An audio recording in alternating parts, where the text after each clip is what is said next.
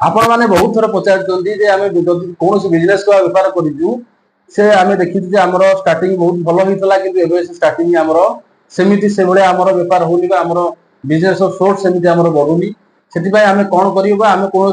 प्रकार black magic कौन प्रकार नजर दोष आम बांधी अच्छु कि एमती बहुत क्वेश्चन आम पाक आसे तो आज से आपको गोटे क्रिस्टाल देखी ये जो ब्लैक क्रिस्टाल टी आपण ब्लैक मैजिक नजर दोष अत्यंत लाभदायक होता है। आप बारंबार आमको पचार कौन करूँ तो ये हूँ अत्यंत भल क्रिस्टाल जो क्रिस्टाल आम ब्लैक मैजिक नजर दोष आम ताकू माने कौन ना आम से जिन को आम ब्लॉक कर आमर डेभलप को जमी आहरी भल भाव आम से जगह को नहीं पहुंचे पारिबा तो आमको ये क्रिस्टाल बहुत बहुत हेल्प करता है। ता सहित आम भी ये क्रिस्टाल सहित आम पाइराइट भी यूज कर जो पाइराइट आमको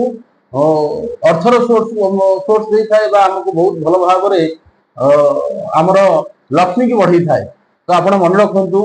बारंबार बारंबार ये कथा कहूँ जो कौन भावुं आप किसी